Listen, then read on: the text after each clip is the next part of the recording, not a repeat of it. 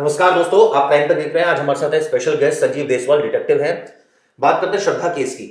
Sir, 35 टुकड़े किए, दिमाग में क्या चल रहा था उसके? क्या ये वजह थी कि वो धीरे धीरे डिस्पोज ऑफ करना चाहता था बॉडी, या फिर ये कहे कि वो इतना ज्यादा उसके अंदर एक क्रोध था, ईर्ष्या थी या जलन थी कि उसने ये हरकत की? देखिए, इसमें अगर टुकड़े की हम बात करें तो टुकड़ा ईर्ष्या की वजह से नहीं किए गए। टुकड़े इसलिए किए गए कि जितनी जल्दी वो बॉडी को डिस्पोज कर सके, क्योंकि इतनी बड़ी बॉडी को उठाकर ले जाना या कहीं रात को डिस्पोज करना उसके लिए पॉसिबल नहीं था। तो उसने सोचा कि इसके अगर मैं ज़्यादा से ज़्यादा टुकड़े कर दूँ और छोटे से छोटे पीस कर दूँ तो उनको डिस्पोज करना मेरे लिए आसान होगा। और इसीलिए उसने फ्रिज भी खरीदा होगा, क्योंकि फ्रिज के अंदर रखने से स्मेल नहीं जाएगी। कहता अगरबत्ती भी इसलिए जला रहा था कि स्मेल ना जाए, और यही हुआ। नहीं, लेकिन एक क्रिमिनल माइंड सर जो होता है वो इस तरह का होता है कि वो कोशिश करता है कि अगर किसी की हत्या कर दी तो तुरंत बॉडी को डिस्पोज ऑफ करे। अब वो ठीक है, पॉसिबल नहीं था, लेकिन वो ये कहा जा रहा है कि 1 महीने तक ये काम करता रहा। क्या ये संभव है?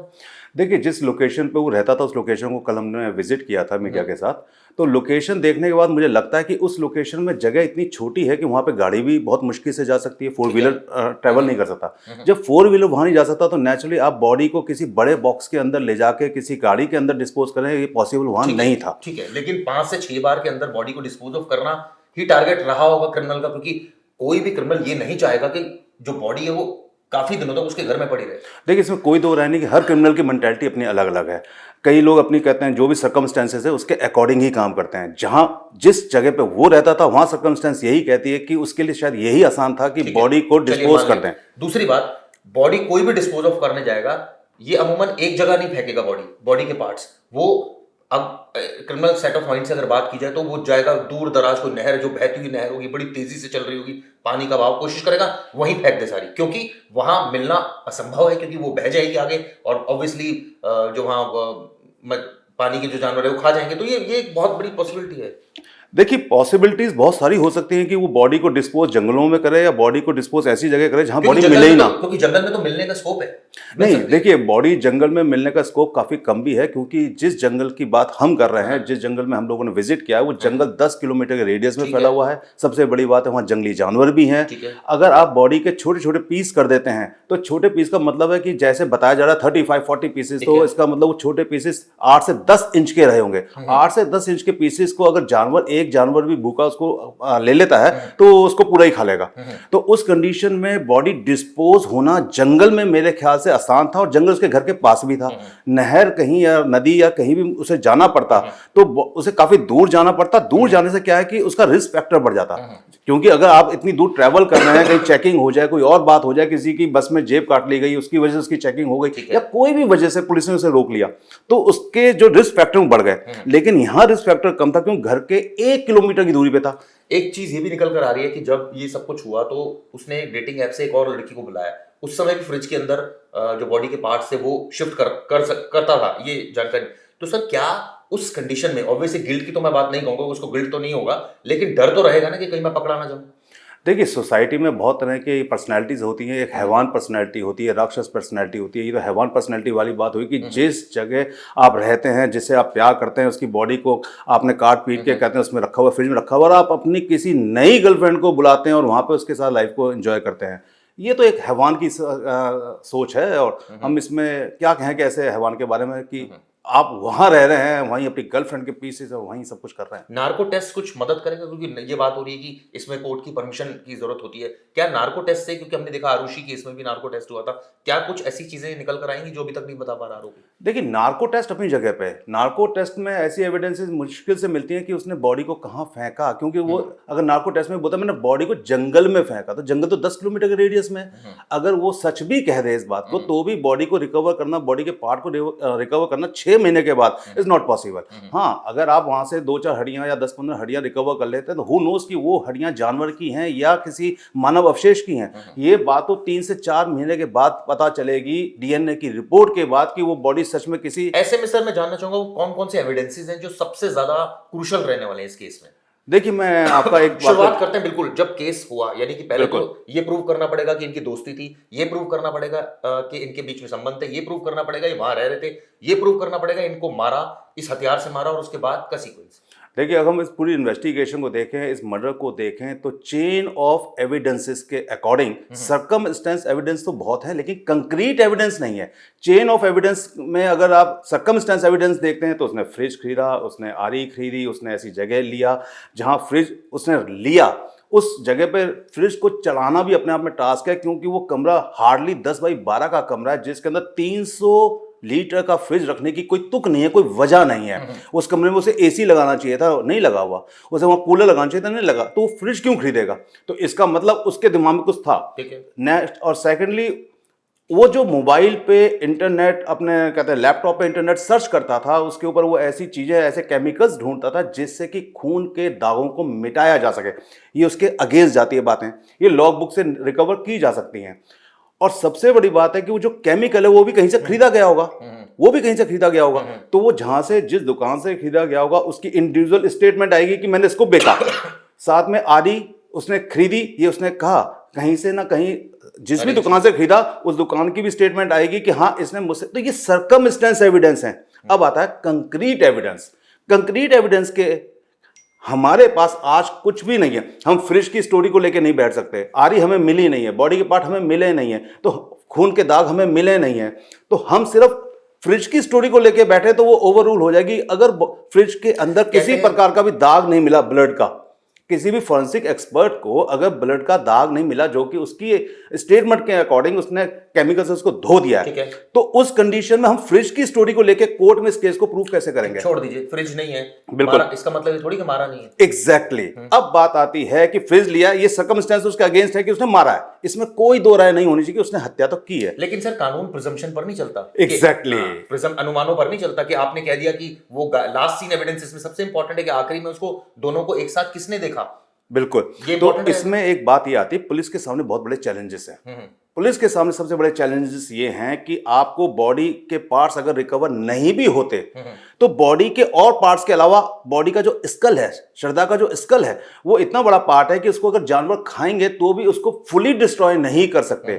अगर वो बताता है कि मैंने इस एरिया में फेंका, उसके अगर 10 किलोमीटर के रेडियस में देखा जाए और वहां स्कल मिल जाए तो बहुत अच्छी बात, अगर नहीं मिलता तो इसका मतलब उसकी स्टेटमेंट ही झूठी है, वो झूठ बोल रहा है। नहीं, अगर स्कल नहीं मिलता, मान लीजिए उसने जानबूझकर ऐसी जगह फेंका जो नहीं मिल सकता है, तो फिर इस सिचुएशन में जो दूसरे बॉडी पार्ट्स हैं, क्या वो इस केस को लीड नहीं करेंगे कन्विक्शन के लिए?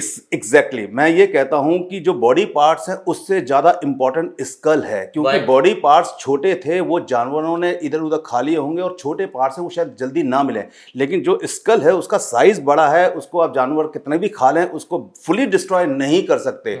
जब फुली डिस्ट्रॉय नहीं कर सकते, उस पार्ट को ढूंढना पुलिस के लिए ज्यादा इंपॉर्टेंट है, नंबर 1। नंबर 2, जो केमिकल है, केमिकल कहां से खरीदा गया, क्योंकि केमिकल की स्टोरी उसकी अपनी सर्च रिपोर्ट से कंफर्म हो जाएगी। तो केमिकल कहां से खरीदा गया, फ्रिज कहां से खरीदा गया, इसकी रिसिप्ट हमारे पास आ चुकी है।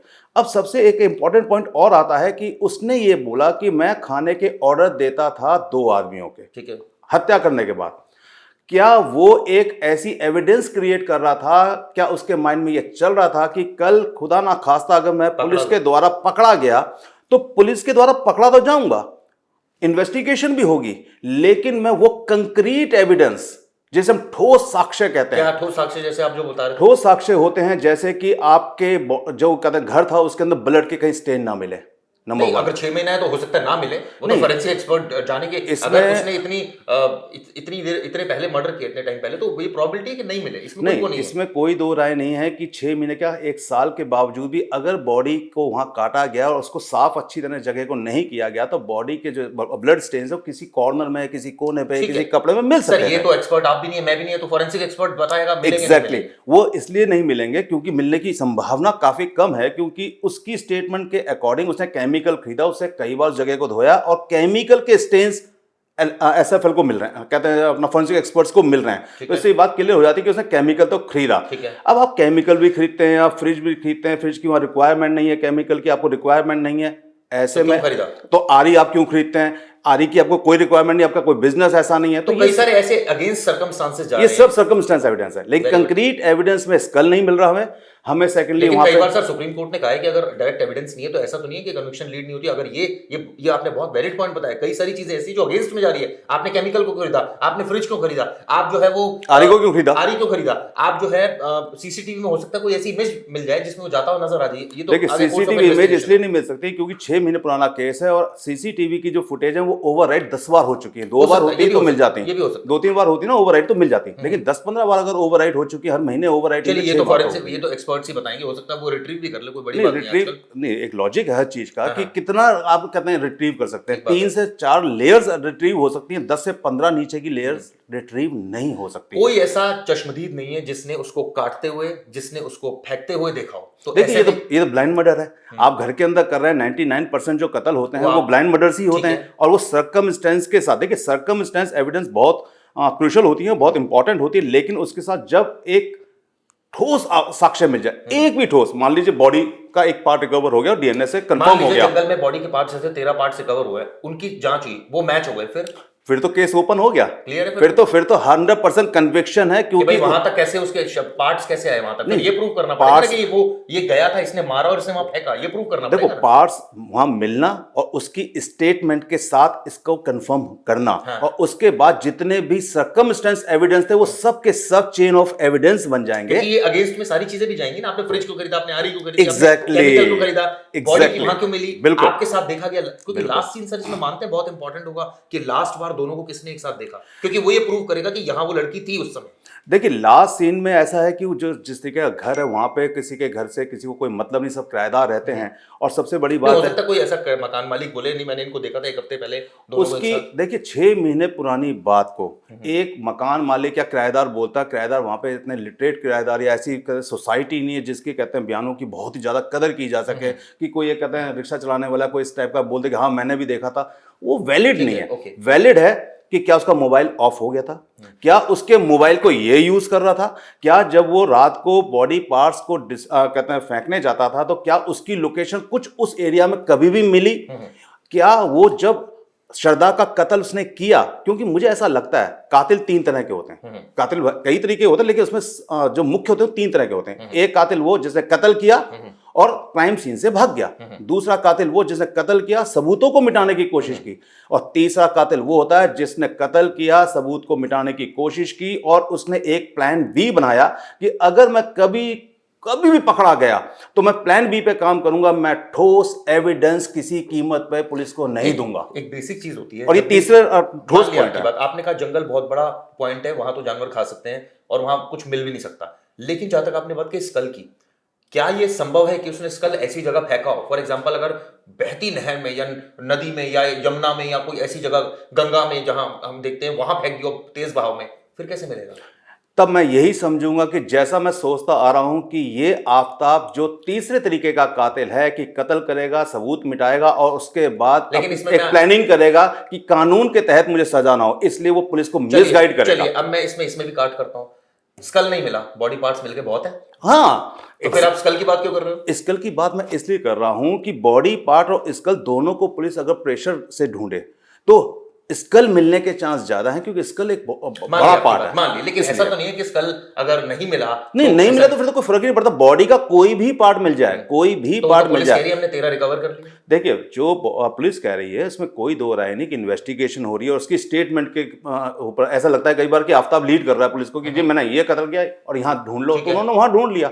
नेचुरली वो ऐसी जगह है जंगल जहाँ पे जानवर मरे जानवर भी कहते हैं होते होंगे, 6 महीने में हो सकता है 6 महीने से पहले के भी कहते हैं जानवर वहां मरे हों, उनकी हड्डियां रिकवर हुई हों। सबसे ज्यादा चैलेंज ये है कि जो भी वहां पे हड्डियों के पार्ट्स मिले, सबसे पहले पुलिस को डीएनए तो बहुत दूर की बात है, सबसे पहले ये प्रूफ करना चाहिए कि ये ह्यूमन पार्ट्स हैं या नहीं। सही बात है। अगर ह्यूमन पार्ट्स हैं तो उसके बाद डीएनए आता है, अगर ये ह्यूमन पार्ट्स ही नहीं है, क्योंकि जैसा अभी तक पुलिस की इन्वेस्टिगेशन में दिख रहा है, दोनों की अगर साइकोलॉजी की बात करूं, दोनों एक साथ रहते हैं। एक लड़की है जो अपने माँ बाप को देखा उसने अलग होते हुए, वो लड़की जो है फ्रीडम लवर है, उसके जो आप देखो सोशल मीडिया प्रोफाइल, वो सोशल वर्क भी कर रही है, एक जगह मैं स्टोरी भी पढ़ रहा था।